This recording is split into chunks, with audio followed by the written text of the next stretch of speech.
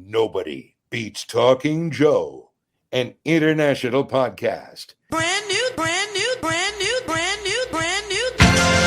Hey, we're talking brand new Joe. Hey, we're on a brand new show. Deep dives, blow by blow. Spotting Uzis and crossbow. Like a buzzbow or pogo. Got ninjas like Don Shadow. Comics are how I spend my dough. We're coming to you in stereo. It's time for Talking Joe. With Mark and Tim, here we go. Brand new. Talking Joe is on the air. Hey, it's me, Mark, and I'm coming to you once again from the far reaches of the Energon Universe, where you are listening to Talking Joe, the G.I. Joe comics podcast. If you are new to the show, you can find out all about us over at the website.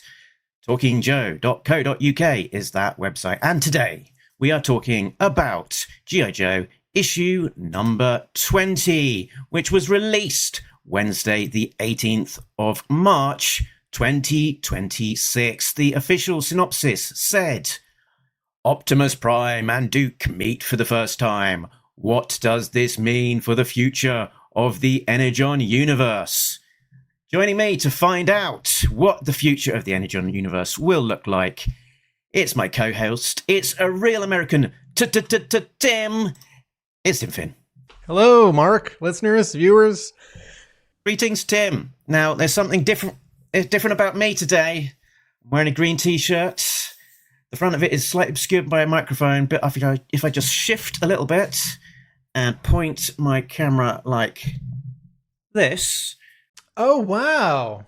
Wow, it's the Tom Reilly Roadblock, Chibi Roadblock logo from his grilled cheese food truck, where Roadblock is wearing an apron and saluting and handing you a plate with the grilled cheese with some wavy orange lines behind him.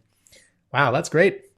Did you use that file that you pulled from the comic? Did you find it online? Did you reach out to the artist? No, well, I took a decent image of the comic. I then got rid of the background. I tidied it up because the original image had all sorts of rust and shading and all sorts of things like that, using the very highest technology in Microsoft Paint. And and then, let's send it off to get printed. So I've got a one-of-one T-shirt. Speaking of T-shirts, there is a TeePublic sale, which is on tomorrow. So if you want some Talking Joe merch, you can head on over to TeePublic, the web store. Links at talkingjoe.co.uk, and get yourself some merch if you so desire. We are live, as at the time of recording, so hello to everyone who is joining us live, like Paul Morales and like Infinite Entertainment. Hello, lads. The EU is becoming more and more tightly woven, and issues of separate series now follow directly from each other. You can't miss Transformers 2 Re-Joe. How will this affect how Talking Joe covers the story? Maybe we'll talk about that. Episodes will just be longer. Very good. So let's get into all of the news that has been happening. All around the skybound world, are you looking for some G.I. Joe? There's Autobots and Decepticons and creatures from the sacred brain. All we need is Energon, sweet Energon. There'll be Energon everywhere. There'll be robots swinging, aliens killing, and Decepticons in the streets. Yeah! You took the right moment to fill your mouth with some snacks there, Tim. Energon yummy. Let's start with the Energon Universe 3-year anniversary. It's the beginning of the new phase with the introduction of Mask. And Skybound are celebrating the 3rd anniversary of the Energon Universe that started with Void Rivals #1, with all new commemorative covers by Tom Reilly, coloured by Adriano Lucas, featuring fan favourites from the world of G.I. Joe, Transformers, Void Rivals, and Mask. In June 2026, there will be 2 sets of open to order connecting full art variant covers from Tom Reilly and Adriano Lucas, and also black and white versions of Tom Reilly's art. So it will join to make a beautiful image, as we see on screen at the moment, spread across 4 issues, Void Rivals, G.I. Joe, Transformers, and Mask, left to right. You can see that, broadly speaking, there is some synergy between the title of the comic published and the characters featured. So Void Rivals is more Void Rivals-y, Mask is more Masky. So this is the 3rd anniversary. The first year anniversary covers looked a lot like this one on screen. This was by Jason Howard. The 2nd year anniversary looked a lot like this one on screen, also by Jason Howard. You can see Megatron had his freaky eye wires linked to Laserbeak, and Optimus Prime still had his Megatron arm cannon. The first one, it's so yellow. And then the second one, it's so blue. And then the third one is so pink. And I love it. Chris McLeod of the Full Force podcast says, has it been 3 years already? I think in the back of my mind, I thought this might happen, but it still took me by surprise. I also assumed it would be Jason Howard. And so the fact that it was Tom Reilly really surprised me. I have, this is based on no evidence, but when we did our interview with Joshua Williamson and Tom Reilly, and we said, what are you writing right now? What are you drawing right now? And they both said, he can't say, right? Tom Reilly said, I can't say. I think he was either drawing, we think he was either drawing issue 21 of G.I. Joe. I kind of think now he was drawing part of this cover, because maybe with the Mask announcement coming up, this cover was maybe in the works a little later in the cycle than normal. I love everything about this cover. I love that Tom Reilly's doing it, because Tom Reilly's doing it because he gets to draw a bunch of Transformers. He gets to draw the Void Rivals characters. We get another view of Road Warrior, Duke, and Cobra Commander from the Dreadnought War. I like that Optimus Prime is more himself because he's got more of his arm back. I love how the Void Rivals characters on the far left, the humanoid size ones, and Matt Tracker and his car on the far right get a like compositional device so that they can be sort of low and closer. Because otherwise in scale, they'd be really small. So the Void Rivals characters are standing on some blocky, it's not quite debris stuff, let's say parts of their planets. And Matt Tracker and his car are just on like a platform that a car might be parked on. It doesn't connect to anything from, a headquarters playset. It is so much fun. And I normally don't buy anything like this. I just save the JPEG onto my hard drive. But I might go for it for these 4. Super fun. The biggest, the closest to an Easter egg I think I see is the Night Force team all the way up in the back on a Skyhawk. You've got nice. Beachhead, Flint, Lady J, Roadblock, and Shooter up there, sort of stood on the top of this Skyhawk. And we've also got Mask as part of this 3-year anniversary, the 4th Energon ongoing. Yeah. Can you go back to the image that has all 4 together with the purple border, and it has the 4 logo titles on the bottom?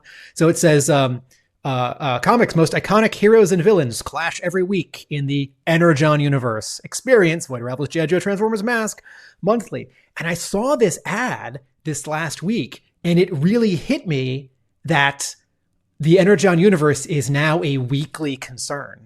I mean, certainly when, G.I. Joe has run bi-weekly, or when there were these mini-series, Duke and Cobra Commander, or Destro and Scarlet, there was or seemed to be an Energon Universe comic every week.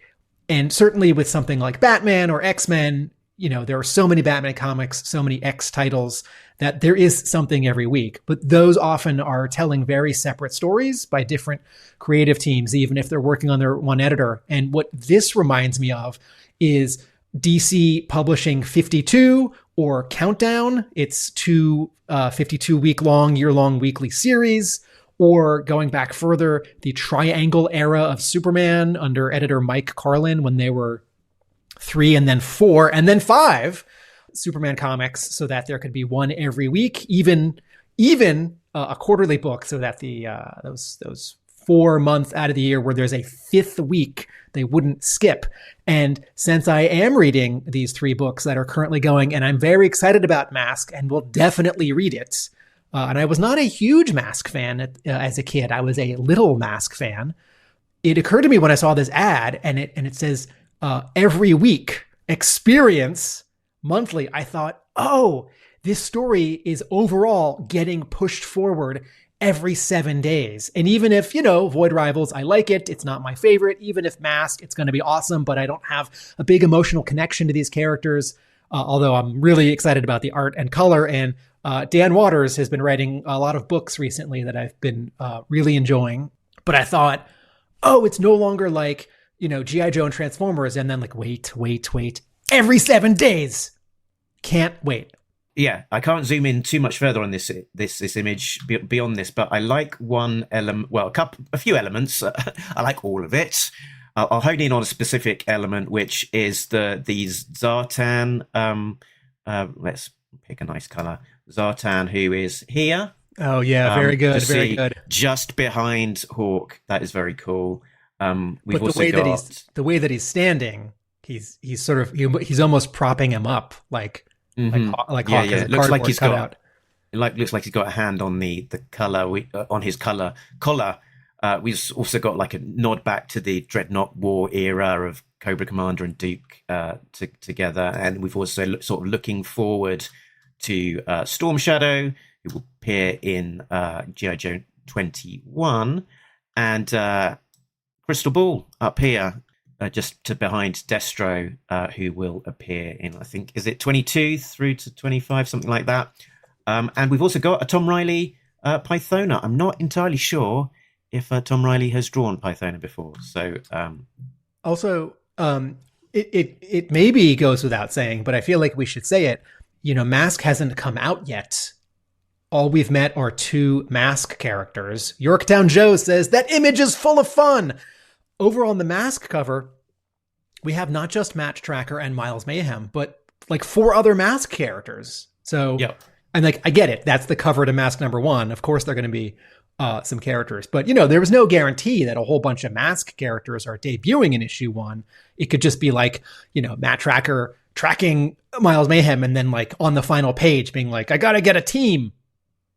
I think part of what you're saying, Mark, if I may rephrase something that you're kind of saying, is that there is so much personality and sort of story hints in this cover. And we've talked a lot about what a great artist Tom Reilly is. And this is not just a bunch of characters standing there, right? Like I don't need to compare Tom Reilly to Jim Lee, right? But like, the like inside front cover to X-Men #1 with like the vertical gatefold, like version E, where it's got like all the X-Men and all of X-Force and all of X-Factor, just like standing there head and shoulders in like a tall banner poster. Like, I love that image, but they're all just standing there, like, except for like Nightcrawler, who's like sort of chuckling, and maybe like Cable, who's looking a little bit put out. No one's sort of being like particularly themselves, but look at Spike and Carly. They're like pumping their fists and they're sort of full of joy. And as you pointed out, the little bit of, there's basically what I'm saying is there's a ton of body language here, and the way that characters are standing, the way that Megatron is sort of holding his wound, the way that, Jazz has a smirk, the way that, Destro is holding a Cobra banner, right? Like even that alludes to that little story points at the beginning and the end of the Dreadnought War. There's so much going on here, and it would be a lot to draw this many characters on any one of these covers. It would be a lot to sort of coordinate a sketch and then like put 4 pieces of Bristol next to each other so that they really do line up and you're drawing a 4-part like gatefold cover. But to have them all acting is just extraordinary. It is great. So let's move on to the next bit of news. Today, this last week gone, New Comic Book Day, it did have the release of G.I. Joe issue 20, which we will be talking about shortly. It also had G.I. Joe Volume 3, the Dreadnought War trade paperback. So for any new lapsed readers, I think G.I. Joe is still super accessible. You had your 4 introductory miniseries, which each have a trade paperback. Duke, Cobra Commander, Scarlet, Destro. They were then collected in 2 hardcovers, codenamed G.I. Joe Volume 1 and 2. And now we've got 3 G.I. Joe trade paperbacks collecting the G.I. Joe story, of which there will be a hardcover collecting, I think, the first 2 arcs of those. So 3 main ways to collect, sort of the monthly floppy, monthly-ish floppy, I should say, your trade paperbacks, and then your hardcovers. So it's nice that it's super accessible. And even if you're just getting in now, it's not too late to catch up because, all of this stuff is so easy to get out. There's a comment there from Infinite Entertainment. He thinks that Volume 3 may have been pushed back to April the 1st.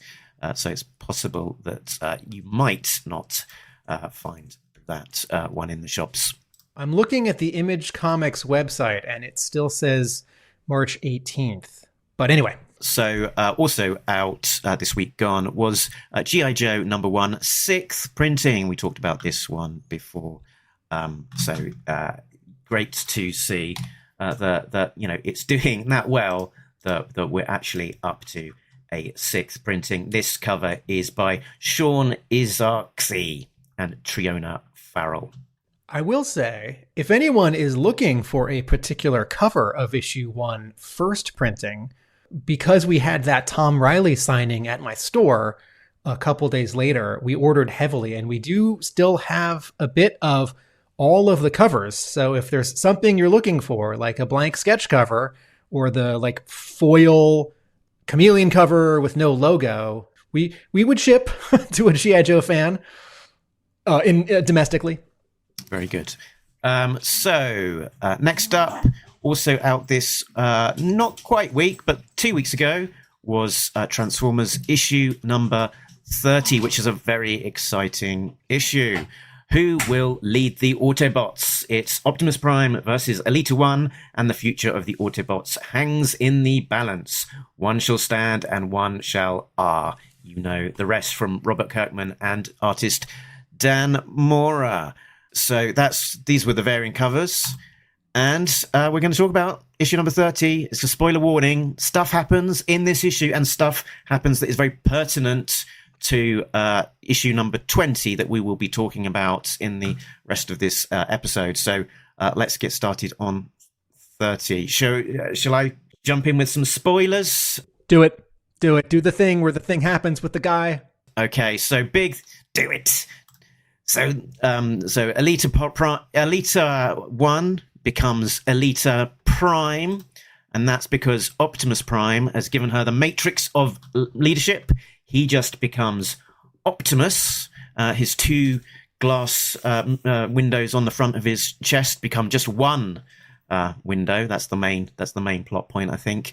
And he looks a lot like the Optimus Prime that we would recognize from the Transformers 1 animated movie. I mean, if I can, Mark, that's not where the maskless pre-Prime Optimus / Orion Pax originates. We have seen that in comics and animation before, but yes, most recently, that's where we all saw it. Yes, and the Autobots are somewhat divided. There's a team who remain on Earth. Surprisingly, from his team, it appeared that Jazz isn't in this particular group, which was a bit odd because he had this big connection to the jazz music of Earth that had been established. But anyway, and also connection to, I guess, Optimus. So he has a team that remains behind, and some of the team go back to Cybertron under the leadership of Elita Prime. And they sort of disavow their Autobot membership, don't they? They sort of scratch off their Autobot sigils.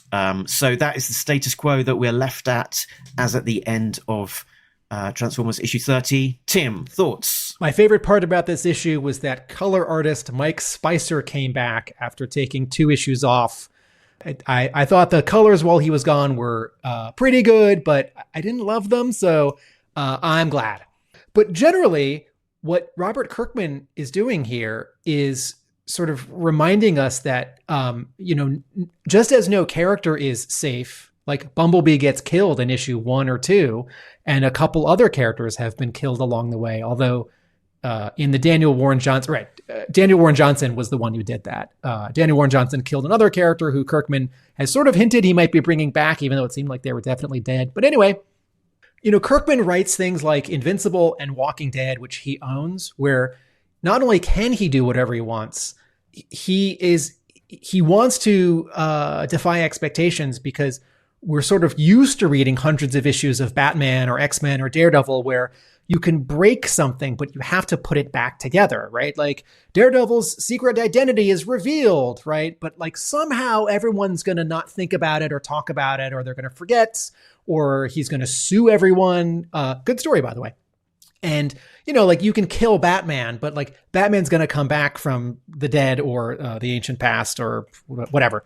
And Kirkman understands, and Daniel Warren Johnson understood this, that even though they're all these, it's like when you read a Transformers comic and you're I'm raising my hand here, a long-term Transformers fan, you think we're going to see certain things that we've always seen. You're going to see a Megatron Optimus Prime battle early on. You're going to see them like battle again in a year or two. And then at some point we think Unicron's going to show up, because Unicron showed up in the movie and the old comic and sort of the British comic and the IDW comic, even though they waited a long time, right? But that's just sort of the destiny of all Transformers stories.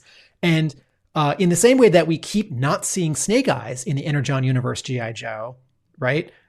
Kirkman and company are it's like, well, no, Optimus Prime isn't the Prime, right? Just as, he had Megatron's arm. So this stuff that really surprises you and then becomes the status quo, right? Bumblebee is not in this comic, right? Who's the like exciting, youthful sort of sidekick, like Luke Skywalker Autobot that all the kids can latch onto? It's Cliffjumper.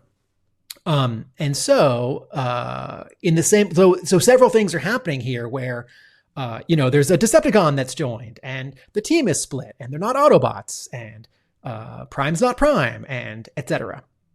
Yeah, very good. It was a bit of a quick status quo change in the pages of Transformers, and we'll get onto it, but it was very interesting to see this touch point into the G.I. Joe continuity so much as well. There's, I think I had just sort of a recap of the continuity change from Greg Augustin. Amazon Prime has the Matrix. I think that's the main takeaway. Amazon Prime is now the leader. Actually, every time you get a delivery, every time a truck pulls up to your apartment or house, they just bring you a Matrix. And while I'm listing status quo, shaking, breaking things that Daniel Warren Johnson and Kirkman have done, didn't one of the aerial bots die? So there aren't 5 aerial bots that can become Superion. We're missing one. Although something like that did happen in the IDW run, and I'm not saying that anyone's copying an idea, but there's just one more example of, this is not a retread of Generation 1 from, 84, 85. Cool. So next bit of news, we had some Skybound sharing some Pi-Par character designs from the pages of Mask. First up, Matt Tracker and Miles Mayhem. So Miles Mayhem looking very Miles Mayhem-y.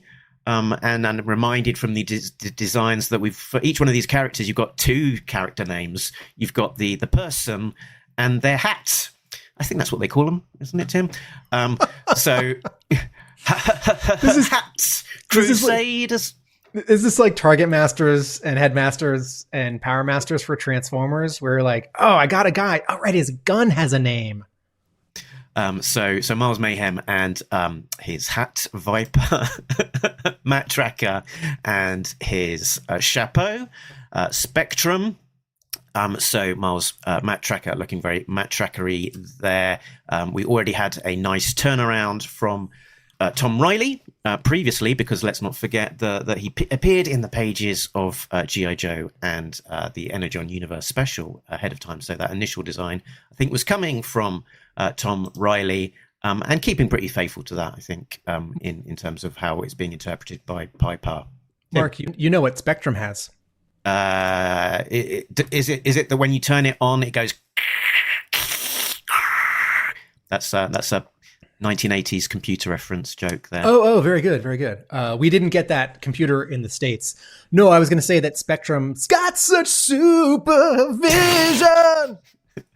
Right, yeah, because you can look out of the mask through the lenses with your vision. Right, and then we also got a reveal of two of the lady characters. A woman. What's that? Gloria Baker and Aura. Plus, can you read what that says? That says Vanessa Warfield and Whip. Whip. Is she a baddie? Yeah, Looks yes. a bit more like a baddie. Yeah. I can't imagine a good guy having two colors in their hair. It's a sure sign of evil. Look at that! Look at that pose. Look at the way that on the left. Look at the way that she's taking a step, and her torso is just slightly twisted. She's taking a step toward you, right? Like, folks, if you like to draw and you think, man, all my characters are always just standing there, right? Like, look at this pose. So that brings us on to G.I. Joe issue number 20.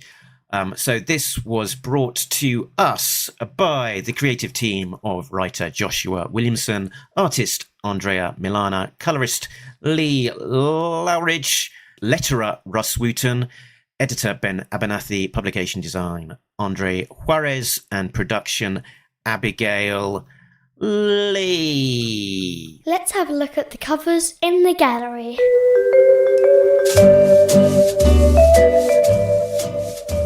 Cover A, G.I. Joe number 20, is drawn and colored by Tom Reilly. This is a straightforward cover. There's no background, but just a little bit of texture in this sort of sandy color. Optimus Prime, almost full body, is standing with his legs apart and his fists down, but ready. In front of him is Duke. Prime is looking down at Duke, and Duke is starting to turn to look behind him, sort of distrusting of this giant alien robot standing behind him. Duke is loading his pistol, which he has at the ready, although he is exercising, what's the term? Discipline. Thank you. Trigger discipline. Trigger discipline. And this cover is so exciting because so much has been building to these two characters meeting, or maybe we should say Duke meeting any other Transformer. But it's also just a good reminder of what an excellent design the 1984 Flo Dairy Optimus Prime animation model sheet is, which this absolutely is a reference to, which is like, then there was a studio in Japan, like Studio Ox, that was doing some animation model sheets where they were like drawing the toys, but those were like too much. And a lot of the toys for the 84 Autobots and Decepticons, like, we're not going to make good looking robot men. So there were a lot of adaptations. Anyway, this is an awesome cover.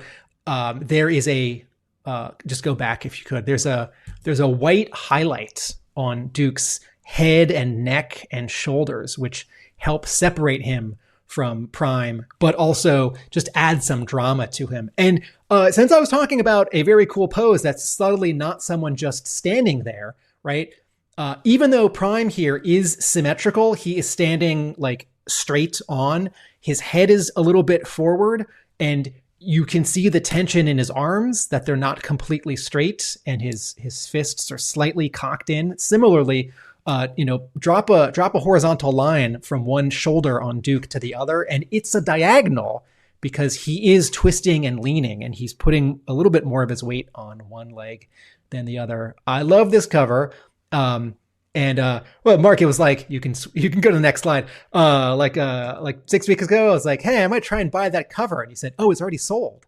It sold like the minute Tom Reilly's art agent put it online. And I said, oh, they weren't going to wait till the issue came out. And he said, no, as soon as the cover got previewed, they could sell that cover. And I thought, well, that's okay. That saves you some money. It does.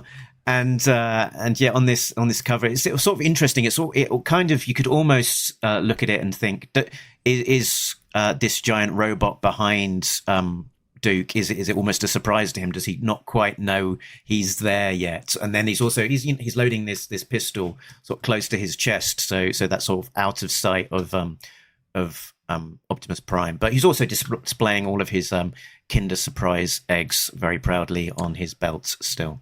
There are times where a cover is a really great drawing of some characters and there's almost no background or no background. And I think, oh, come on, the artist could have put some background in there. Where are they? What's the context? And this is a good example of, you don't need any background. I don't need like 2 rocks and a doorway. I don't need a little bit of like broken, destroyed, Cobra hiss tank. I don't need Hound's foot and like Clutch's shoulder, right? It's just enough of an impression that this is outside and daytime, like the sun is directly overhead. I don't feel like this is inside headquarters. It's just enough that the color in the background lets the red of Prime pop. I love this cover. And it's also I guess worth pointing out that it's Optimus Prime here on the cover, which does not match what is on the interior. And which Infinite Entertainment finishes that sentence by saying 0 out of 10, which might be a note of disapproval. But Mark. Well, I think there's 2 things here at play. The first one is that this would have been drawn way in advance, and who knows where they would have been with the understanding exactly what would be on the interiors at that point of time. But more importantly, you see the solicit way ahead of time, and sometimes those solicits of covers can be spoilery. And if this were to include a different version of Optimus, that would have spoiled the shocking reveal of Transformers issue 30. So I think by somewhat of a necessity, they kind of needed to kind of have a different image here, which is slightly different to what we see in the interiors. Also, even though Optimus, who's not a Prime, is still quite recognizable as that character, with a different chest and no faceplate, it only like 85% is Optimus Prime, and there would be some confusion, right, for people who'd look at this cover and say, oh, who's that robot who's kind of like Optimus Prime, who's behind Duke? And Infinite Entertainment tells us that he was joking. We've got Soul Bro Ryu here, who tells us a great story. Michael Bell, the voice of Duke, is currently at MegaCon and was introduced to the new G.I. Joe comic by my friend who had him autograph issue number 20 yesterday. Bell loved the spread page with Duke and Optimus, and he's going to try and get Peter Cullen, the voice of Optimus Prime, to also sign the issue. So that's cool. That'd be a nice, unique set of signatures on this particular cover, which feels like an instantly iconic cover. And I think they're onto something good when it feels like that. It's instantly recognizable, and it's definitely not interchangeable with any other cover. That's why I wanted to buy it. Are there other? Is there what's that convention that's happening right now? GalaxyCon. Larry Hama is a guest at GalaxyCon. I wonder if there are other. I haven't looked at the guest list. I wonder if there are other G.I. Joe and Transformers-ish people who are there right now. Oh, this is a neat image you have on screen, Mark. What's that? This is a toy recreation of the cover, featuring a sort of slightly adapted G.I. Joe classified version of the Duke figure and some other version of Optimus Prime. I'm not with it enough to tell you exactly what toy this is. Is that, can I guess? Is that Transformers Red, which was the... okay. It's the ones that don't transform. Yeah, the line didn't last. It only lasted one wave, but it was Hasbro doing animation model specific 6-inch characters. Anyway, okay, yeah, that appealed to me. The aspect of the Transformers not transforming because I always struggle. It's complicated business.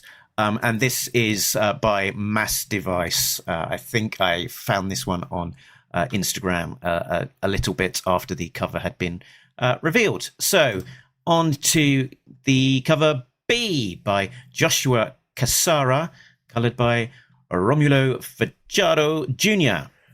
This is the Cobra Brass, Commander Destro, Chameleon, Mercer, Blood, Tomex, and Zaymot, a couple Cobra soldiers behind them. They're all standing facing left on an outdoor battlefield with smoke behind them and rocks. And this connects with a cover for issue 19, right? Where the Joes were on the left side looking to the right, and they were sort of coming out of a little bit like the jungle, right? There was a little bit of green on that cover, whereas this one is very yellow. And this is neat. This is an art team. Joshua Cassara drew a bunch of X-Force comics during the Krakoan era, and while I wouldn't have guessed he might hop over to the Energon Universe 3 years ago, if he did more than just covers, that would be cool. And he shared his creative process for this one, which was a lot of fun. So sort of a kind of a rough, blocky version of the layout, followed by pencils, inks, and grey tones, which was then colored.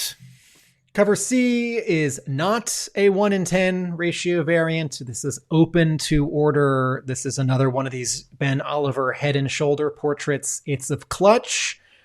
He's looking directly into my soul with his beautiful, soulful eyes.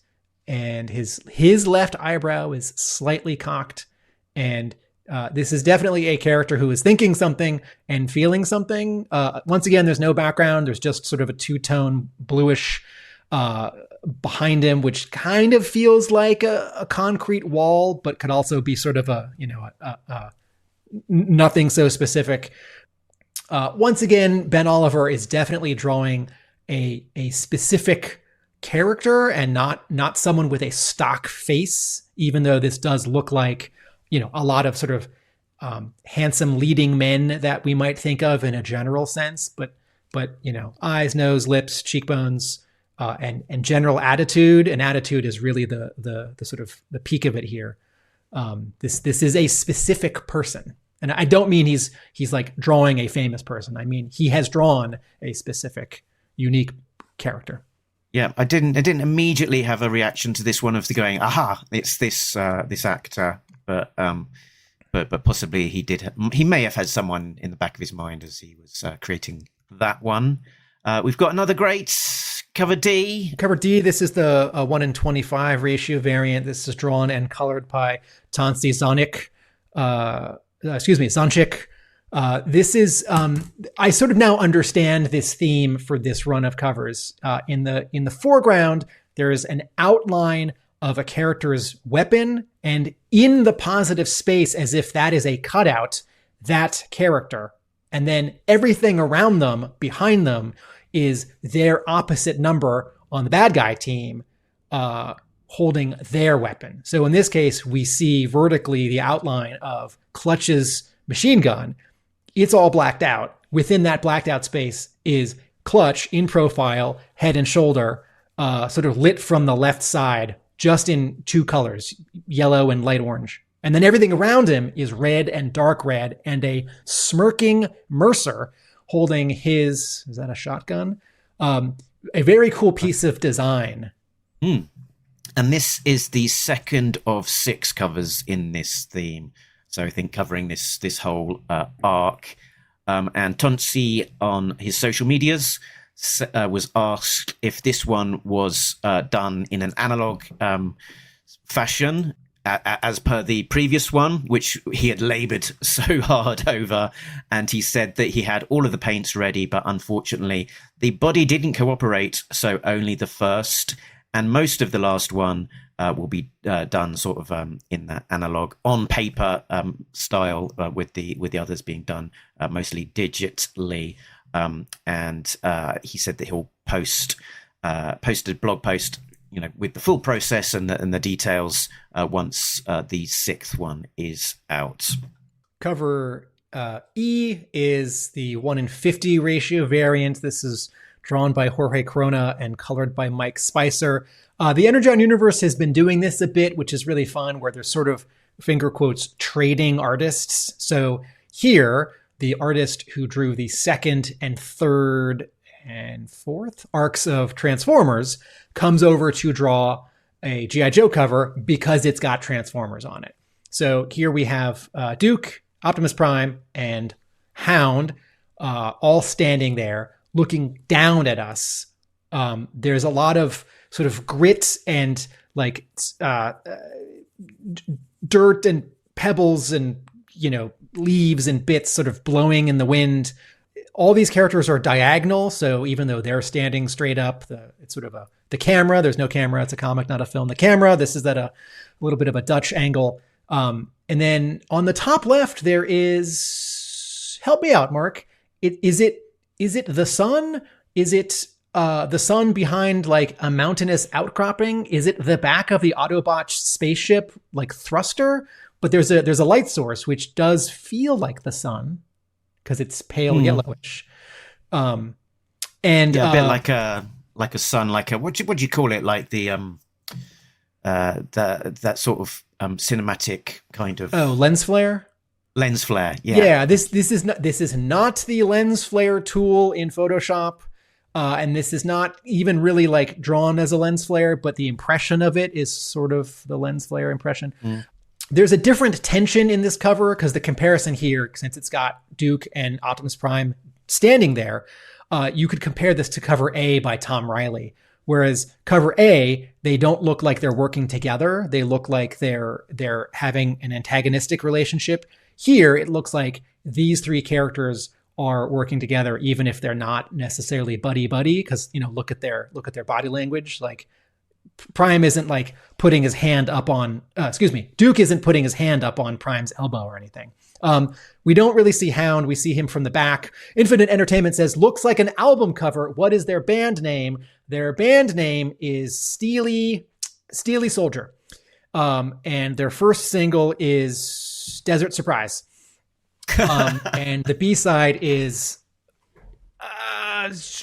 someone in the comments can come up with a punchline. This is a very cool cover. Jorge Corona is having a big week because over at DC Comics, Lobo issue 1, part of Next Level, which is the second phase of DC's big multi-year all-in publishing initiative. Lobo issue number 1 came out this week, penciled and inked by Jorge Corona, with some really nice Simon Bisley influence in there, which I sort of hadn't thought. When I saw his art, I just kept thinking like, oh, he draws like Daniel Warren Johnson in a good way because he's following Daniel Warren Johnson on Transformers. But, if you draw Lobo, you either draw Lobo like Simon Bisley or you don't. And I think a lot of people... Or you draw it wrong. And I think a lot of people want you to draw Lobo like Simon Bisley. So this is a fun cover. A little bit unusual that the signature is in the upper third.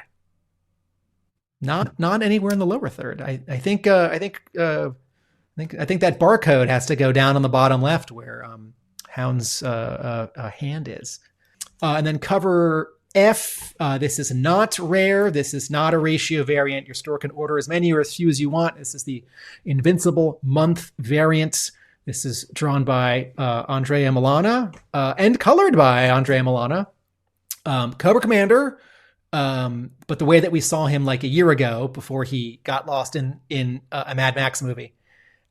And Chameleon and Destro are fighting 3 invincible characters, and I don't know who they are, but it's 3 G.I. Joe villains on the left and 3, I'm going to say, invincible villains on the right, and they're standing on a bunch of rocks. So, Mark, who are these characters? These are some members of the Lizard League. They are a parody of Marvel's Serpent Society. They're called King Lizard, not at all similar to King Cobra, Iguana, and Komodo Dragon.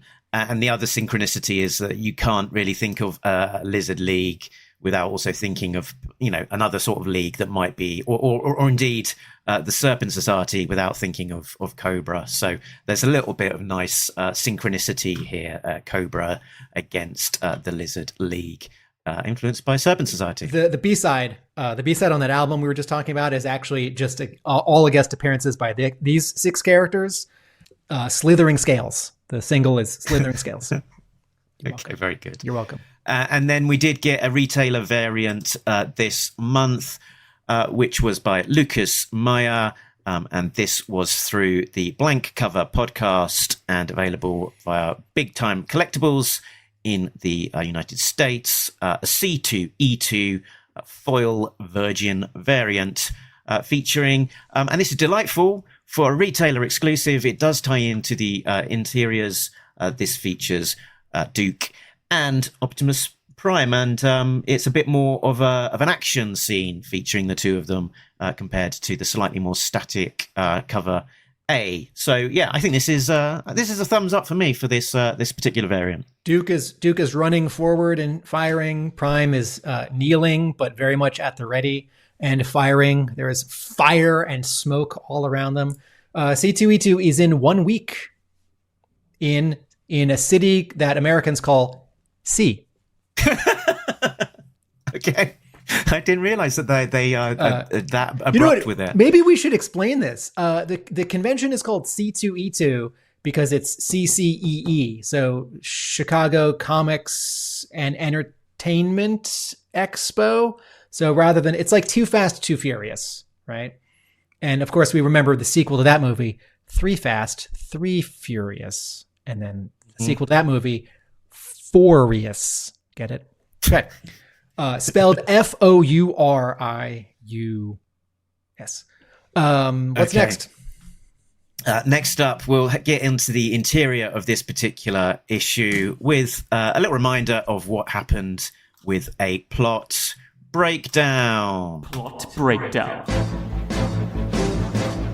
Under orders from Miles Mayhem, Scrap Iron has ambushed Matt Tracker, and while he is able to remote activate his Thunderhawk car, Scrap Iron still gets the upper hand. But Clutch, Duke, and Hound arrive just in time, sending Scrap Iron fleeing with his tail between his legs.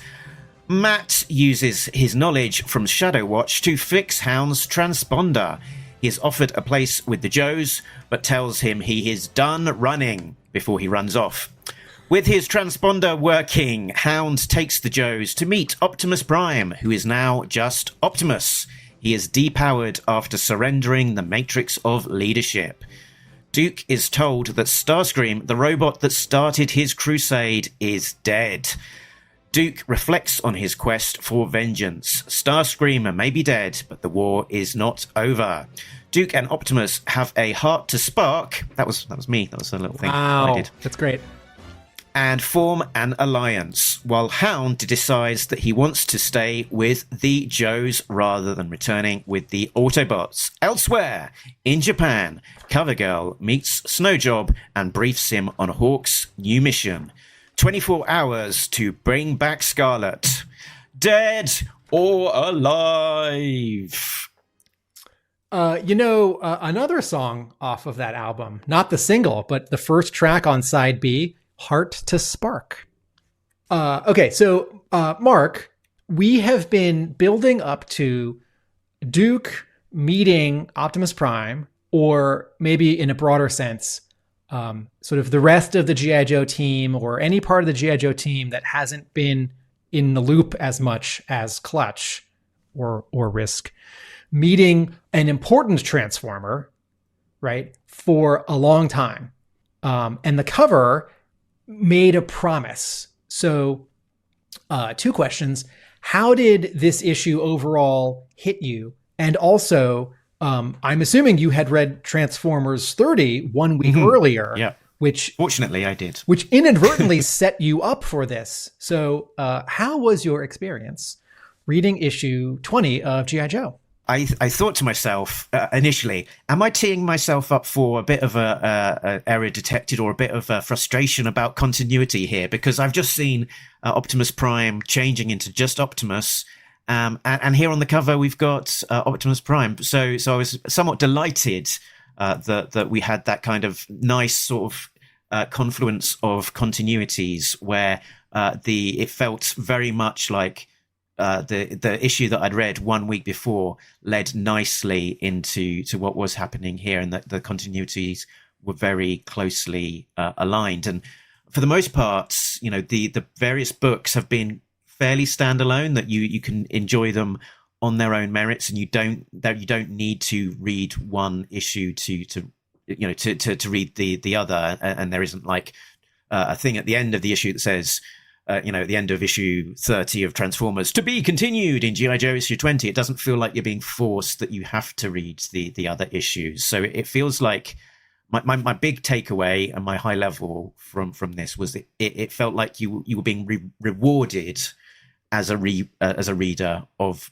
both titles, but not necessarily being punished if you didn't. It felt like you could read just this without reading Transformers, and you were still given enough of a recap that it would make perfect sense, and you wouldn't have to have read the previous one the week before. But having done that, it was a nice little reward where you could, because I guess to put a fine point on it, for the most part, G.I. Joe and the various titles have been relatively standalone, and there's just been the odd touch point where you can kind of see what's happening in the other titles. So like Transformers number 2 had Duke and Frosting and the death of Frosting, although that sort of led off into Duke, but then Duke recapped that, so you wouldn't necessarily even have to have read that issue. And then you had a bit of a slither of Cybertron falling into the ocean in the pages of Transformers, and that getting picked up in the pages of G.I. Joe number 1. But again, you didn't necessarily have to have read that for that kind of thing to have made sense.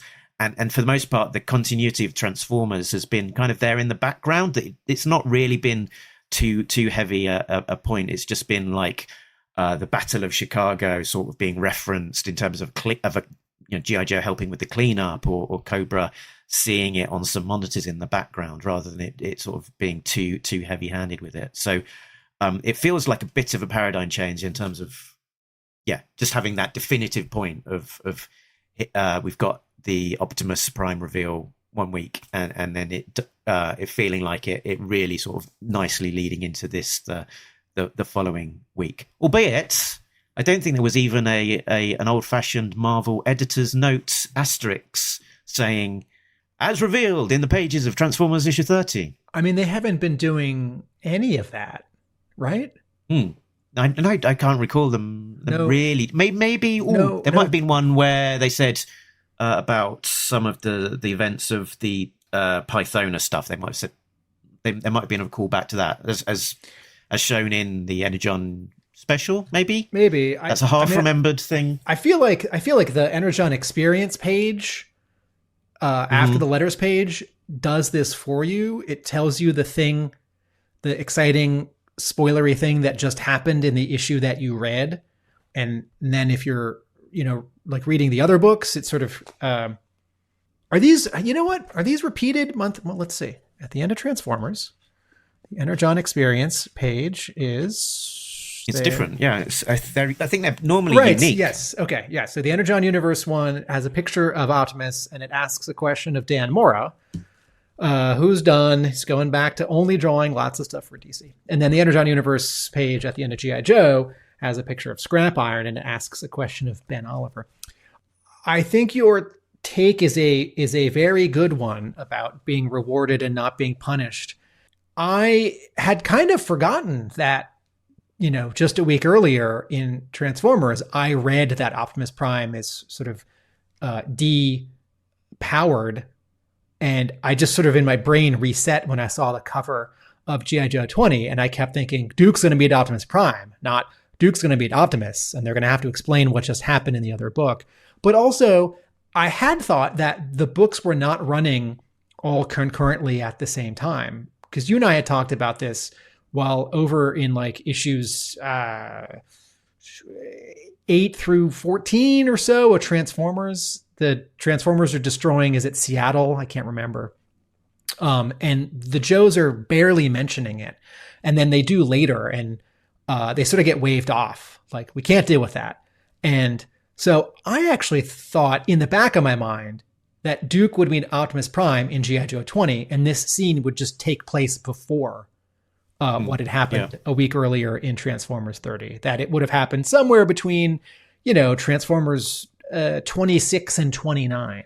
And I'd be fine with that, because that seems like how it's all been all along. Yeah, a little bit of a fuzzy continuity of like, don't worry too much about exactly what happens when. And yeah, I mean, it's not necessarily 1 month is the same month. Yes, maybe not fuzzy continuity, like, because it all is in continuity. It's just sort of there's no like for us the readers specific timeline where now is always now. And this is one of the things that people like about, say, Marvel or DC, where, if you're reading like Batman, and Batman like is no longer Batman and someone else's Batman, that's going to be reflected over in Justice League, and maybe in every book, depending on how sort of big an event it is. And, if the editors are talking, when there's one editor for these 4 books, when this universe is just 3 books, soon to be 4 books, it is easier to do this. And for 4 books, there are only 3 writers. But this is a good reminder that, this is what editors do, right? Like, there's an email thread, or there is a like Excel spreadsheet from 2 years ago where Ben Abernethy and Joshua Williamson and Robert Kirkman are agreeing that Duke is going to meet Optimus Prime in G.I. Joe 20, right?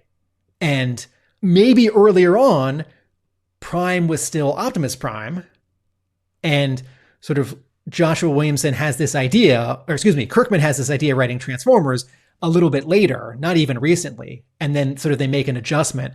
But this is that coordination.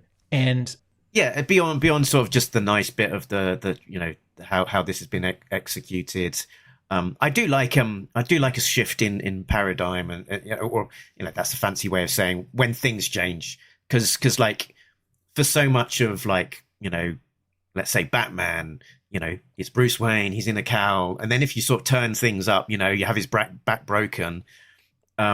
That's exciting because you're in a new world, and you sort of things a little bit less expected. So when you've got something sort of shaking things up, an unexpected thing happening with Optimus Prime, for example, that makes it, for me personally as a reader, that makes it slightly more interesting for me, because we're kind of in a bit of an unexplored new territory, and you sort of, it's less hard to predict what is going to happen next. If I may add to that Batman comparison, right? Like, Batman gets his back broken. He isn't Batman. Someone else is Batman. And then you have this expectation, well, somehow Bruce Wayne's going to come back and be Batman. And even that'll be a story. And then I'll be excited because he'll be Batman again and things will be back to normal. And I won't have had that for a little while. But, 7 out of 10, 9 out of 10 times over the 80 years of Batman, it's normal Batman where Bruce Wayne is Batman. And you can break it. You can break something, you can break the toy, but then you have to put it back together and put it back on the shelf for the next writer, for the next generation. And this is a nice sort of convergence of what I was saying and what you're saying, where I think Skybound has demonstrated to us and will continue to demonstrate to us that the Energon Universe can continue to be broken, that they can continue to shake up the status quo, and that, yeah, I actually do think Optimus will become Optimus Prime again at some point, just as I'm sure Snake Eyes is going to show up at some point. But I also... But by mixing things up and delaying it, then that becomes a potential exciting story point that Optimus you look forward to when Optimus can become Optimus Prime again. Yes, but I want to say the other side of it, which is that it's entirely possible that Kirkman and Skybound are saying to Hasbro, no, you've had 40 years where the most important Transformer is Optimus Prime, and the second most important Transformer is probably Bumblebee, right? Because he's like the sidekick, and like everyone loved him and all the marketing stuff from the first live action movie. So like he can't talk in the second movie, even though he got fixed at the end of the first movie. And then he's like the main character in his own movie, right? Like who's gotten their own Transformers movie? It's not Megatron. It's not Starscream. It's Bumblebee, right? And like who, like in Transformers 1, who's the other Autobot that we're all excited about? Bumblebee, even though that's not Bumblebee. But anyway, but I think what Skybound might be saying to Hasbro here is, okay, you've had this status quo for all these years, movies, shows, comics. What if just Prime isn't Prime? Semi-permanently, not like for 6 months or for 3 years. Like, because if Kirkman took over Batman, and there were like there was like a Batman comic and a Superman comic and a Batman Superman comic and a Justice League comic. Like he would start breaking this stuff because by the end of Walking Dead, everything is different. Some characters didn't make it through. Some characters became bad. Some good characters became evil. Rick's got like different hair and he's missing a hand and he's walking with a cane and he's got a beard, right? And he's like grown up. And so I think to some extent, this is what Skybound is doing. And I'm not saying that like Elita 1 is going to be Prime forever, but I do think it's possible that, okay, because the comparison is, if you're going back to the source material, right? In the 80s, Optimus Prime is the leader of the Autobots in 84 and 85. And then the animated movie comes out in 86 and he dies. And then someone else takes over. And that was going to be the new status quo. But kids got upset and Sunbow had cold feet. And so 2 episodes are like rushed where Optimus Prime comes back from the dead. And so like in sort of our minds where Transformers Generation 1, the original cartoon continues, Optimus just keeps being the Prime. And it's like, sorry, Rodimus, you're Hot Rod again. Right. And so I think this will continue to happen where, because big stuff, we know that big stuff is coming, right? Like Cobra Law is out there and Cobra Commander is going to have some kind of reckoning, and, you know, something may happen with Chameleon and something may happen with Baroness. And it keeps us guessing because Skybound has a track record for doing this. I think there's a lot of trust with Skybound. It's only 4 books, so it's not getting out of control. And, you know, it's like there's a Decepticon on the Autobots right now. Mm-hmm. Well, I think there's the history with that thing, isn't there? With that particular character that he's always doubted. Yeah. So, to something you just mentioned as well, I think, you know, you talk about Optimus Prime always being the main Transformer, and I think quite possibly Optimus is likely to remain the main character in the Transformers book, the hero character. We'll see a bit, but I don't know that we'll necessarily shift the camera lens of the book too far away from Optimus's adventures, even though he no longer has the Matrix. I also thought about something that like Dan Slott was saying when he was doing the Superior Spider-Man, where they killed off Peter Parker and they made Dr. Octopus Spider-Man for a couple of years. And he was like, there was a lot of backlash and all sorts sort of against the book and him specifically as the creator. It was great. I read all of it. It was great.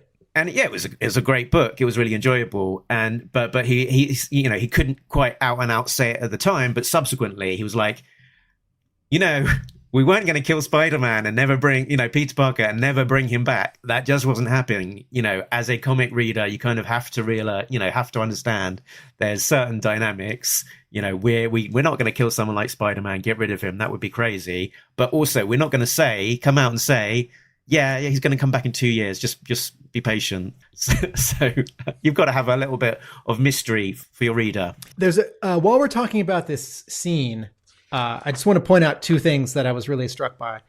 One is in the double page spread. So Duke walks up to Optimus, and he's finishing a line, and he says, "Thank you for agreeing to meet me in a neutral location, Optimus Prime." And Optimus says, "I am Prime no longer." And you know what actually occurred to me when I saw this? The third thing that occurred to me, since I've been thinking a lot about word balloon placement recently, is, okay, folks, if you have never lettered a comic before, either by hand on paper or in a computer, look at this spread. Duke's word balloon is right above him, slightly to the left of his head, because he's talking first. It's on the left. And then Optimus's word balloon comes next. Would you put this where it is, or maybe over that right shoulder?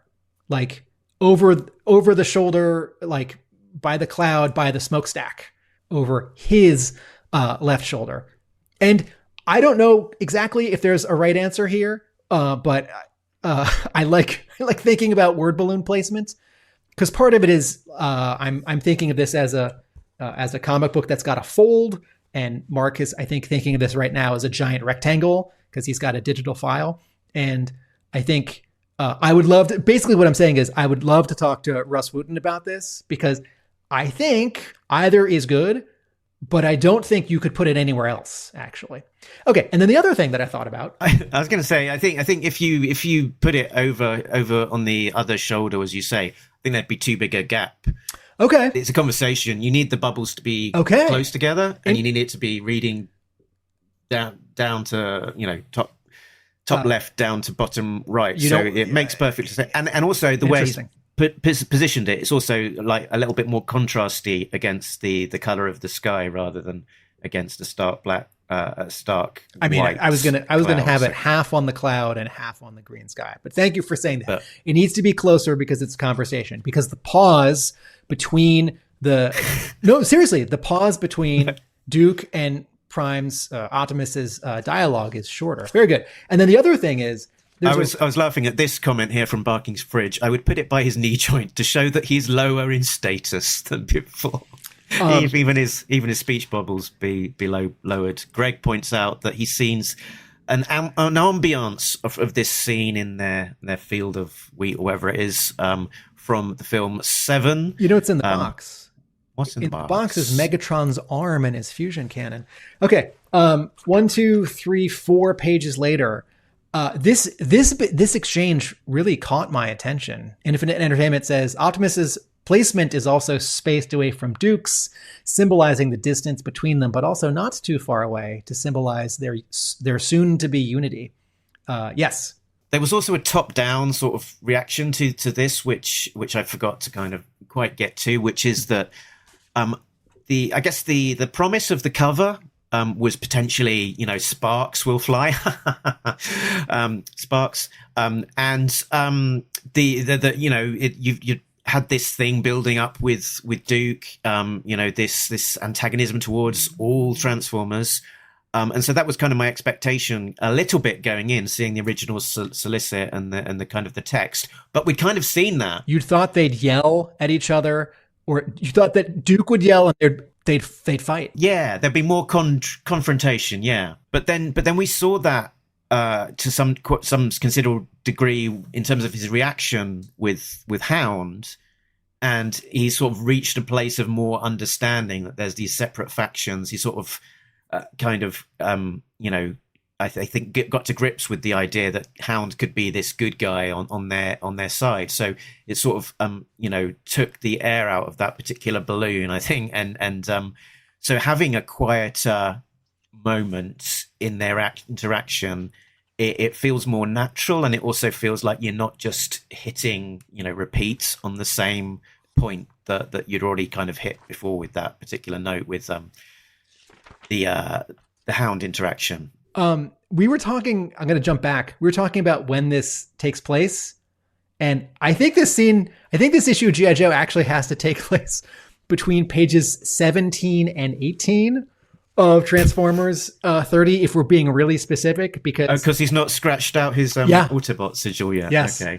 Yes. Which reminds me of Diana Davis's explanation for when G.I. Joe Saturday Morning Adventures the IDW miniseries set in the animated world takes place, because like sort of who's in it and who's not in it, and I think Diana's answer was it takes place between part 1 and part 2 of Arise Serpentor Arise, which was very funny and smart.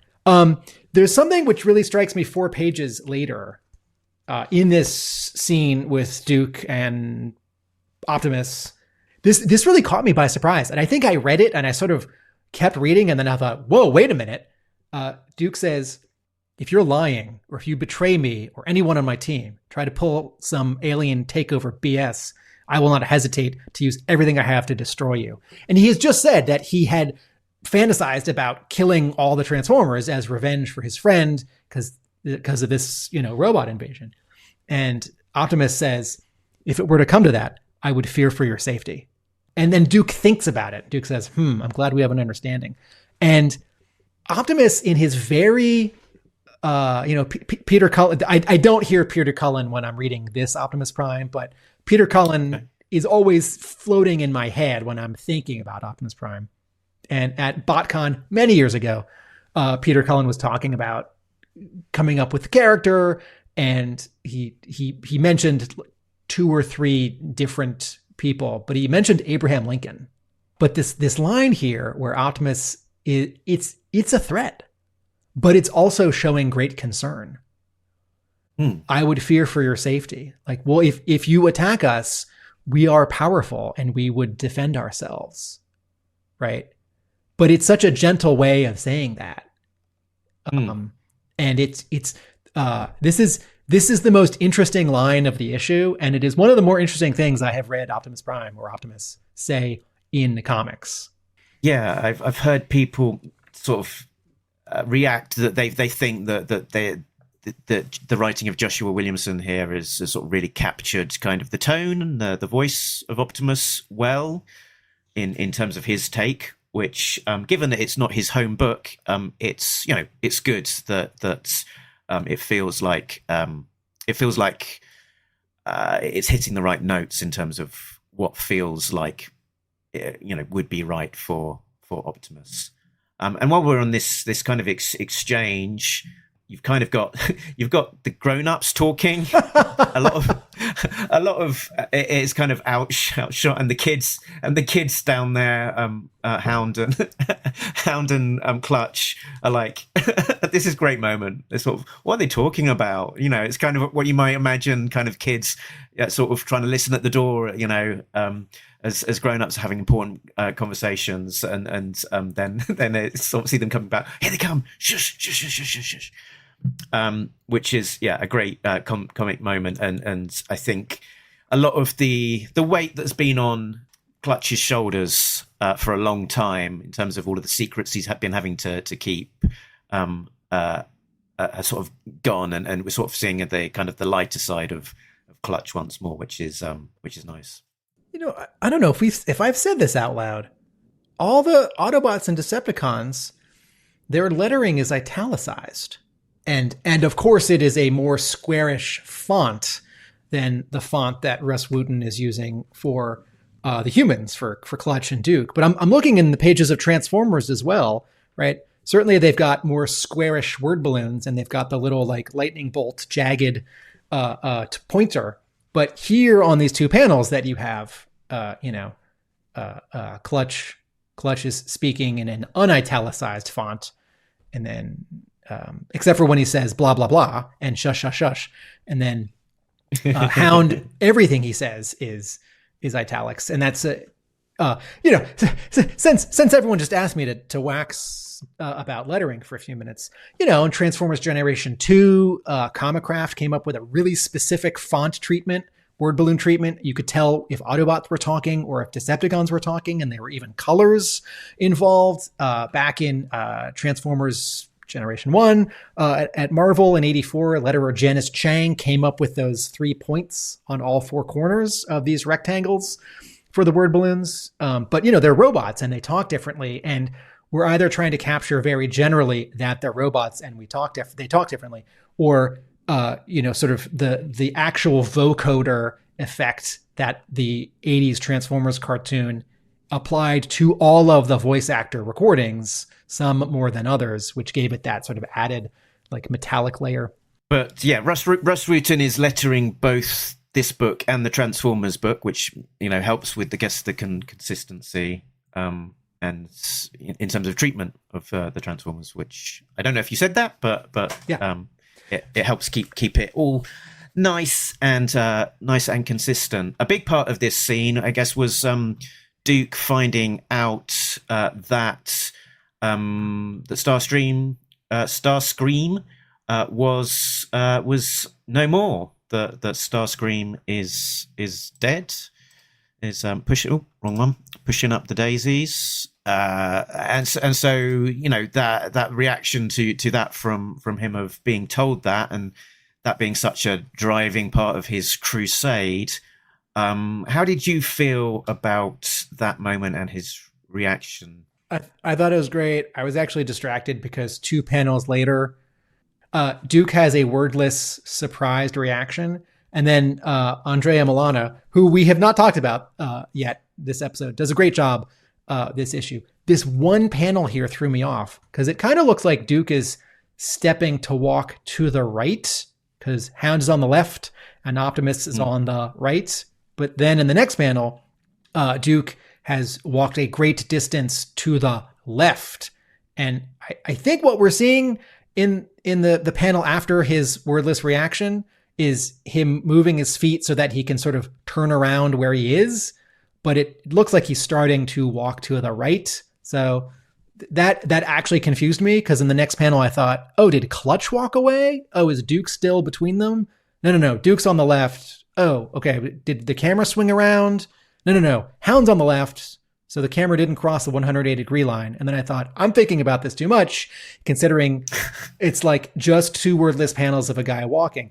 At the same time, folks, if you're listening to this podcast, this is what I do. This is what we do. So yeah, and given it is a single panel, you know, each panel is important and you know is there to kind of draw your attention to a specific thing. That panel did throw me a little bit as well because it was kind of zoom in. There's a lot of similar sort of colors going on there, so it's a little bit harder to see exactly what's going on. And as you say, sort of, it looks like possibly he's walking to the right rather than the left, as we see in the next panel, unless he's moonwalking. Very good. I mean, the trailer for that Michael biopic movie was just released. To answer your actual question, I thought this scene was great. I had kind of forgotten that Starscream had been killed because I think a lot of times I'm reading Transformers in bed right before I go to sleep, and I'm reading G.I. Joe like in the morning right after breakfast, and so many characters have died. I love Transformers, folks. So many characters have died that I actually can't keep track of it, and I keep sort of reading them and then thinking like, I got to reread the last issue before I read the next issue. And then I don't, there's no time. There's too many comics to read. That was actually my first reaction to him being told Starscream is dead. My first reaction was, oh, Starscream's dead. I have to go back and reread those particular comics. And for the benefit of the listeners, because we do provide a public service here, in the pages of Transformers issue number 24, Starscream takes a shot to the head from Megatron's cannon, but his head kind of disintegrates in it. Yeah, it's kind of half of his head is kind of missing from that. Right. And then subsequently, in the start to Transformers issue number 25, he takes a bit more of a stomping from Megatron and is left for dead. Although when we last see him, he looks like he's got a kind of a red eye blinking on. And also, I get the sense, I mean, I'm not a Transformers expert, but I kind of get the sense that Transformers can come back from the dead, mostly, unless they have, like, their spark, or you know, unless Megatron bites their neck and drinks their their juices out, or whatever that was. So when is a Transformer dead? So I think this means that Starscream isn't dead, but that door is left slightly ajar for him to return at some point. In which case, that will be something for Duke, won't it? Unless Duke is dead. Okay, So we've talked a lot about this scene. We should probably jump back to the beginning and talk about Match Tracker and Scrap Iron.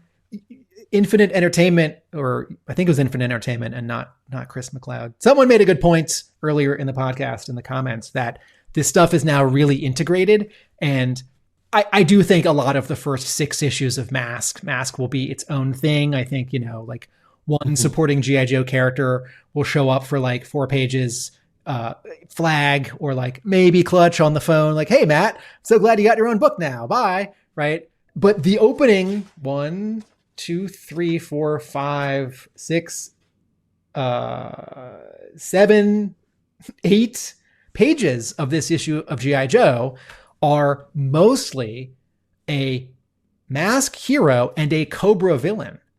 And it doesn't not feel like G.I. Joe, but it's not screaming G.I. Joe. It's screaming, exciting action comic and just larger Energon Universe, particularly since Scrap Iron doesn't have his helmet on. So he looks like sort of more of a general bad guy. And as you pointed out in our last episode, he's not driving a Cobra vehicle. He's just driving a vehicle that's been very slightly sort of Cobra-ized. And whether or not it's a Mask vehicle, it's not like he's in a Hiss tank or a Stinger. And at the same time, I was not feeling like, hey, we're the Joes.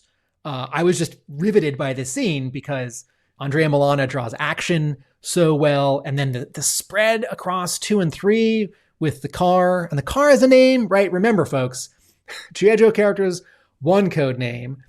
Transformers, you've got 2 things. You've got the robot and the alternate mode. And then Mask, you've got 3 names because you've got a person, a vehicle, and the mask. But Matt Tracker's something Hawk, Tiger Hawk, Chevy Hawk, Camaro Hawk, Red Hawk, Car Hawk, Automobile Hawk. Thunderhawk. Thank you. Thunderclap, Thunderclutch. There's 2 things about his special car that is activated by his watch in this sequence. One, his Thunderhawk car is not named, and 2, it doesn't do the thing. Yeah, yes, the doors don't pop up. It doesn't get super pursuit mode like thrusters, and it doesn't fly. I think we're saving that for Mask issue 1, which is total, or G.I. Joe 21 or 22, and that's totally fine. But this scene is great. If you're going to draw G.I. Joe and Transformers, if you're going to draw Void Rivals, you got to be able to draw spaceships. But there is no established rule that you have to be able to draw cars or, let's say, land vehicles. But these other 3 properties, you have to be able to draw land vehicles and then also like planes and ships. But and this always looks like either an actual Camaro or like 90% of a Camaro and slightly less of a Camaro in case they're worried about like infringement. And I'm glad that people are still fleeing from this from the in the stands, like on the bottom 2 panels of page 1 and then on the top of page 3.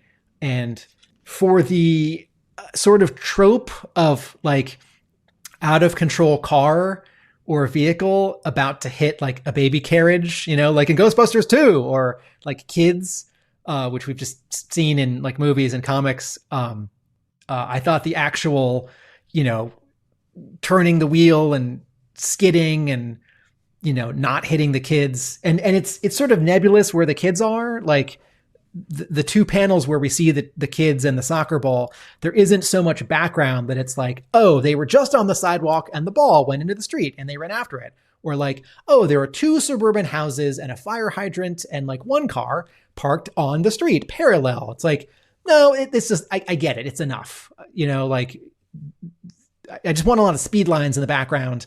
And as long as sort of the screen direction of like cars driving left to right and like missiles going left to right until they get turned around. And then this final panel on page 5 where Matt actually turns around, skids out and is going to get destroyed and killed by Scrap Iron. And I thought, oh no, his car isn't like a fancy plane yet. So it's not super armored.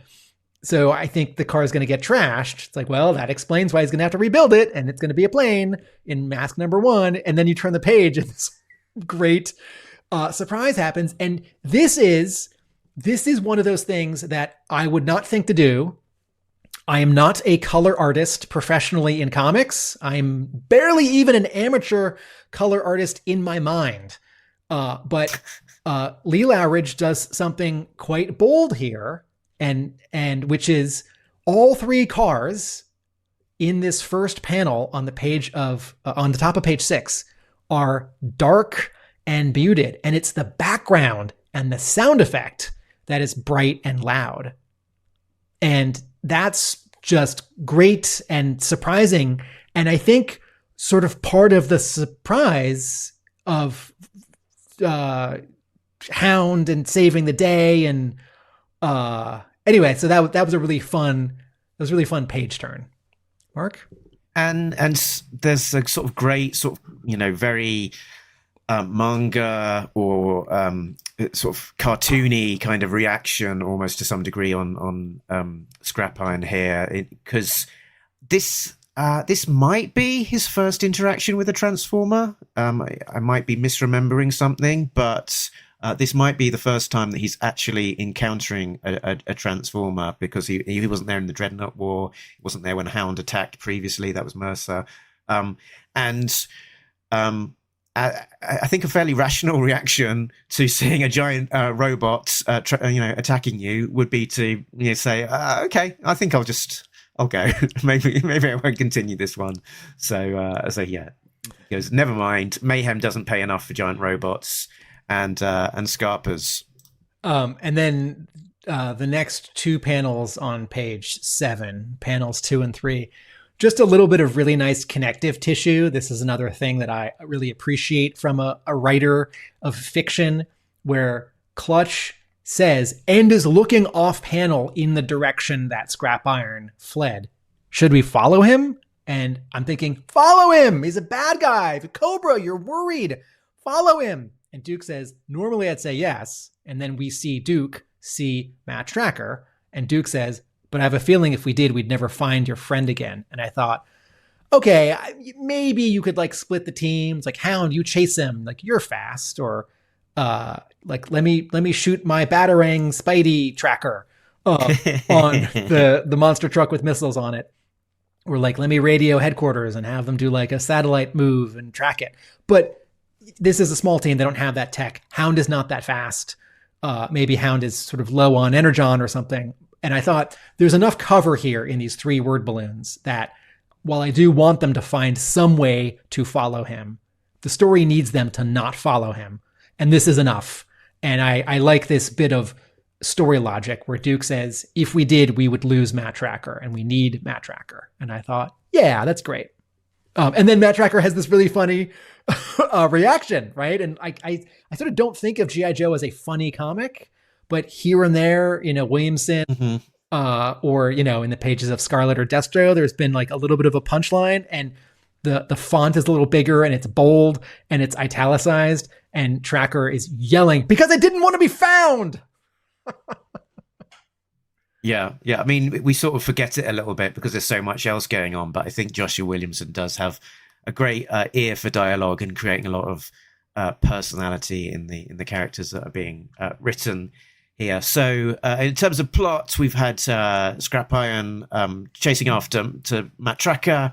Joe's coming in and doing the rescue, and they are there because they think that Matt Tracker is the man to fix Hound's transponder so that he can then find Optimus Prime. And he's getting his guts in there and fixing things for Hound. And they touch on, again, another continuity point that the Tracker had been in this shadow. What are you calling? Watch? Shadow Watch. Was it Skynet? Is it Skywatch? Shadow Watch, which is this sort of mysterious Scotch tape thing that I think is overseen by Flag, and was what Mild Mayhem was working on, and that he'd obviously been set up. So he's using that experience working with Shadow Watch, where they had those couple of Transformers in their care, let's say.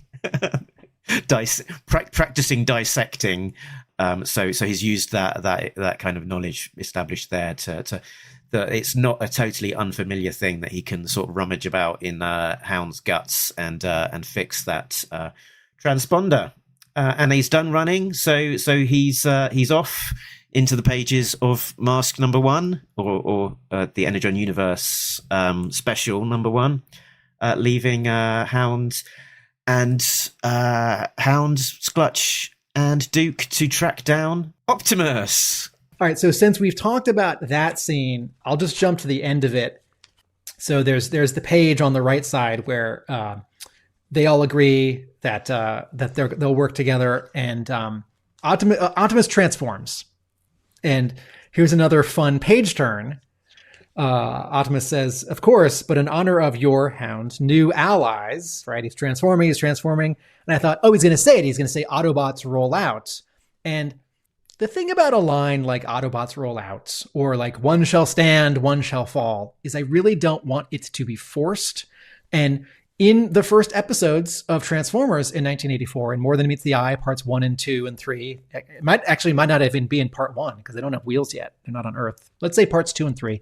When Optimus says Autobots roll out, it gets me excited. I get sort of filled with like pride and anticipation, but also Optimus Prime is such a warm character that when he's saying it, it's not like Decepticons attack, like I'm better than you, I'm more powerful, do what I say, right? Prime is both issuing a command, but also encouragement. And I love the character of Optimus Prime, not in the live action movies. And so I'm turning the page and I'm thinking, okay, he's going to say Autobots roll out. I'm like 80% on board. And this is 20% Joshua Williamson like pointing like, I'm going to do a thing. I'm going to do a thing that you want me to do, that you expect me to do. And here it is. Are you ready? And I turn the page. And as I'm reading it, he says, G.I. Joe roll out. And my brain thought of two things that were slightly in opposition at the same time. One was, oh, well, that's a little cheesy. And like Joshua Williamson is like sort of nudging me with his elbow. Like, aren't I defying your expectations by inserting the thing that makes more sense for the context because you're reading an issue of G.I. Joe? And then the other half of my brain just sort of like giggled and shuddered in excitement. Like, oh, Optimus Prime just said the word G.I. Joe. He's doing the line, but he's saying my guys. He's saying G.I. Joe. He's not saying Autobots. So this page filled me with a warm glow, just like the red of that sunset. And here's the thing, Tim. We get to see Optimus's alt mode in the pages of G.I. Joe before those Transformers loving freaks got to see it in the pages of Transformers. Yes. How's about that? It goes both ways. G.I. Joe fans, sorry, you got to read all 4 books. Transformers fans, sorry, you got to read all 4 books. And when I went to the comic shop the other day, the guy who's behind the till said he wasn't really a G.I. Joe guy, but because of the Energon Universe, it was more of a Transformers guy. He was picking up G.I. Joe and was loving it. So another little information point there, pointing towards people discovering G.I. Joe, which can only be a good thing. I did have an observation on the previous page where Optimus was describing a situation to Hound. So Hound said that I wish to stay with Clutch and G.I. Joe. There's a choice. I believe I can be most use hunting down Cobra, but I'll need Energon for the road. And Optimus explains that General Flag has a small bunker of Energon. It helped fuel and revive our brothers and sisters. I managed to secure a small portion for you before it was all used, implying that it has all been used. And I think they're getting a little bit of a retcon here, because flicking back to the pages of Transformers issue number 25, it did look like there was a ginormous horde of Energon, an almost unlimited amount of Energon deposits that would be used in perpetuity. But I think that isn't a helpful constraint for the dynamic and challenges of Transformers, where having Energon as a very limited, scarce resource to be fought over is probably a much more useful plot dynamic. Is it possible that when Miles Mayhem escaped with his helicopter jet, was some of this Energon destroyed or damaged? Not that I noticed, okay. But if you know better, then maybe they needed a lot of it to revive Mirage and Bulkhead there, and there was only a little bit left for everyone who's just hungry, not half dead. It is described as a stockpile. So, so yeah, we, a bit of I think a slight little bit of a retcon there to show it all being used up. But yeah, never mind. And then we've got get this final two-page scene, which changes. It feels like it changes everything. It's like a kind of like a Marvel movie or Invincible cartoon, post-credit kind of scene that you've had the main adventure and then boom, an extra little scene at the end. Wait, no, we should. Can you go back to the final page of the Optimus scene? We haven't said this episode. Joes are keeping secrets from each other. Oh, yes. Duke was really upset when it turns out that Clutch and Risk were keeping a secret from him. I think half because he's their commanding officer and they shouldn't keep secrets from him, and half because it involved one of these invaders and one of these invaders killed his friend. So it's personal for him. Like, no, you got to tell me if there's one of these robots hiding in under my nose. And on page 18 of this issue, Clutch says, Duke, Hawk is pissed we took off. Are we telling him about our new friend? And Duke says, let's keep this to ourselves. So now Duke is keeping secrets from and so Hawk. So with an implication that Duke doesn't necessarily completely trust Hawk, or possibly is just having a little bit of revenge for the secrets that he thinks that Hawk is keeping from him. But also there's another dynamic at play here, which is that Hawk, in inverted commas, who is actually Zartan, knows about Hound, so we'll know that they are keeping this secret from him. So Hawk has got the secret that he is Zartan and that he knows they've got a transformer, but has to pretend that he doesn't know, possibly. So there we go. And then we've got the final scene with CoverGirl and Snowjob on the streets of Japan. Okay, so this scene is like it's not an epilogue, but it's like a 2-page continuation many weeks or months after the Scarlet miniseries. And because it takes place in Japan, and the Scarlet miniseries took place in Japan, because it has Snowjob, and he shows up in that miniseries, but it now connects. Also, there's one panel that sort of draws a scene that represents that whole miniseries, where we see Jinx, Storm Shadow with the Energon sword, and Scarlet with some ninja behind them. But this scene isn't like an epilogue; it's a continuation, because it's CoverGirl who's showing up to give Snowjob this news. And just look at how much information is presented on page 19 of this issue of G.I. Joe. It's got 4, 5, 6, 7, 8 panels, right? You've got this really descriptive establishing shot that's less than 1/4 of the page, where we see some like lit up signs and also lanterns. We're in an alley, but the flooring of the alley is like a stone pattern, and you see some like crates and a drain, like a rain drain, or don't dump grease down this next to the restaurant drain, and someone's walking, and then we see her come in, and there's this one light that's spotlighting Snowjob, and this is like a sushi restaurant, because you just immediately see with just like 15 lines and a couple curves, Andrea Milana draws, like the person behind the counter at the sushi restaurant. And then she sits down and they talk, and there's just little bits of details on the wall. And then some good bits of acting where, she comes in, she's like fixing her hat, and then looks sort of doubtful, and he takes the paper from her. She slides it to him. He's got a beer. There's all this stuff going on this page, so that, this is in the script. It's not like Milana invented this all on his own. So Williamson and Milana are doing this in conjunction.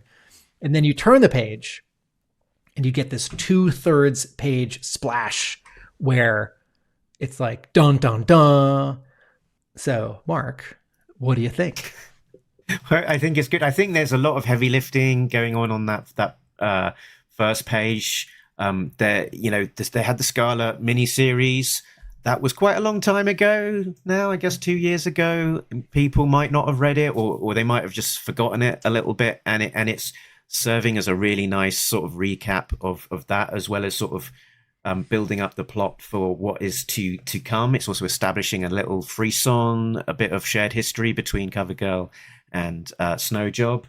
She says, keep your mind on the mission, after he sort of alludes to a little bit of fun they had previously. And now, we've got this wanted dead or alive poster for Scarlet, which seems a little bit extreme. You know, she's an agent out in the field, dead or alive. But who would have ordered that? Maybe a bad guy in disguise as a good guy? Exactly. It's a bit of a red flag around, not Flag's behavior, but Hawk's behavior, who is actually a bad guy. Zartan. A red flag with 1G. Yes. Scarlet is coming back, whether she likes it or not, leading us into what we might expect to be followed up in issue 21, a silent issue featuring Scarlet. Do we know that it's silent? Right. I gave a bit of a spoiler there because there's been a 3-page preview released of issue 21. Is it definitely silent, or is it an unlettered preview? Also, if you put it on screen, I'm looking away. No, it's just the cover thing, so that I can put given that we're talking about that now. Okay. So out on the 15th of April, G.I. Joe issue 21, the 3-page preview is lettered with caption boxes, but no dialogue boxes. So I think it's gonna be a silent issue that features captions, narration, not speech. Okay. But that is on the basis of 3 pages in a preview, so we shall see. But I would be surprised actually if it was anything other than a version of a silent issue. We also know that issue number 21 is coming to us from the team of Tom Reilly, back on art, this time coloured by Lee Loughridge.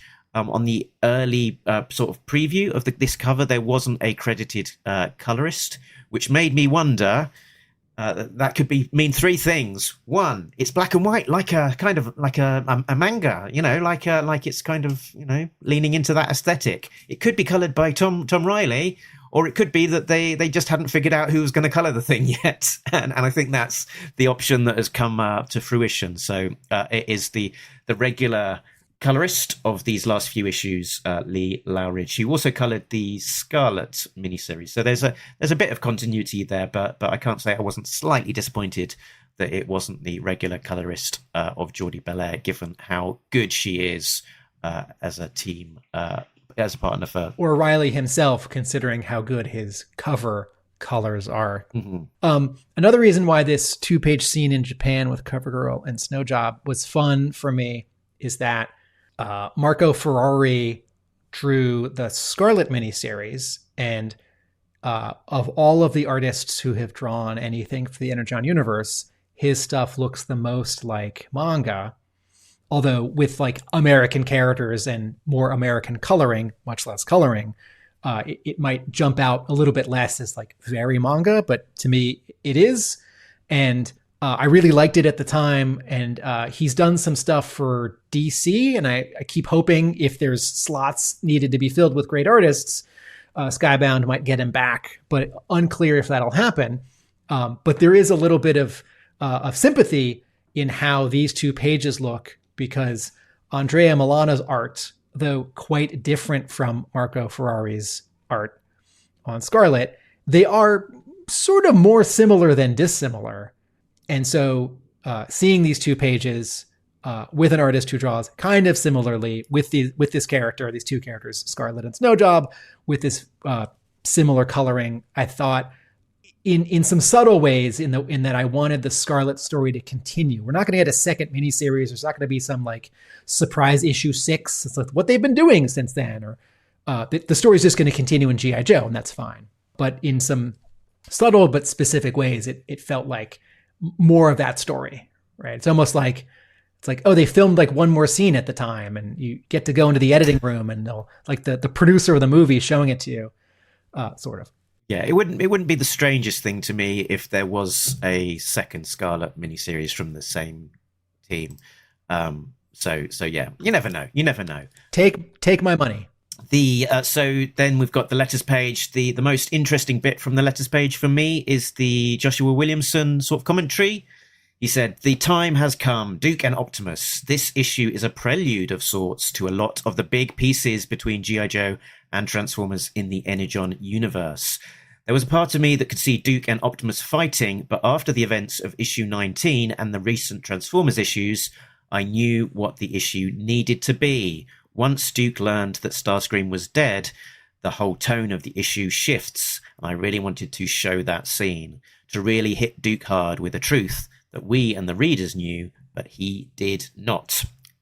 Thoughtful and interesting commentary. I think, when you get into the brain of the writer a little bit like that, it's one of the best things that you can hope from a letters page. I'll say one other quick thing. I might be getting mixed up, but I think 2 or 3 months ago, an email went out to retailers, and I'm a retailer, and it was another one of these. Skybound is having a Zoom call with 1 or 2 of the writers, and we're going to tell you what's going to happen in a couple months in a really key issue. Remember, this happened with Void Rivals #1, way before Void Rivals #1 shipped, and everyone kept the surprise. There's a Transformer in it. It's launching a new shared universe. And if I'm remembering correctly, there was going to be a Zoom call for retailers where it's some status quo is changing in G.I. Joe 20. It may have just been a regular email, and that was the blurb. I want to go to those meetings because it's fun. And then if something's crazy, I know to order more copies for my store. As a reader, I don't want to go to those meetings because I want to be surprised when I just read the comic. And maybe it was about Transformers 30 and not G.I. Joe 20. Maybe it was about both. But in both cases, I'm glad that I just got to experience these 2 issues as a reader, turning the page and being surprised. I just remembered something, Tim, that last time we talked about maybe the G.I. Joe arc that we're currently in might be called The Hunt for Energon when it comes to being a trade paperback reprint. And we were right. That is the name of the next G.I. Joe trade paperback. It's called The Hunt for Energon. So we're good at what we do. So in the future, we can explore the Energon universe further through the pages of the Void Rivals. We're still in the middle of the Quintesson War.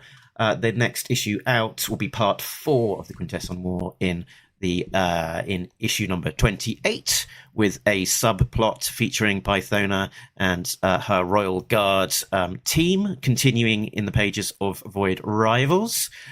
Transformers issue 31 will be out on April the 8th. That comes to us from the artist Ludo Lullaby, which it looks to sort of follow up on a Megatron flashback that he had previously worked on an earlier issue, as well as G.I. Joe issue number 21 on April 15th, a month from now. Storm Shadow and Scarlet return. The Arishikage and Cobra have met once before. Prepare for round 2. Will G.I. Joe be forced to put a stop to it? And then also in the Energon Universe, look forward to the Energon Universe special, which will be out on Free Comic Book Day, Saturday, May the 2nd. But before then, we've got April. And the whole month will be G.I. Joe month, because each week we'll be getting one of the silent missions. This year, the silent missions are featuring Cobra characters brought to us from a different creative team each week. So that should be a lot of fun. And the Kickstarter hardcover compendium will be launched very soon. I think that is on the 24th of March, if I'm remembering correctly. That is the compendium number. The Kickstarter hardcover set.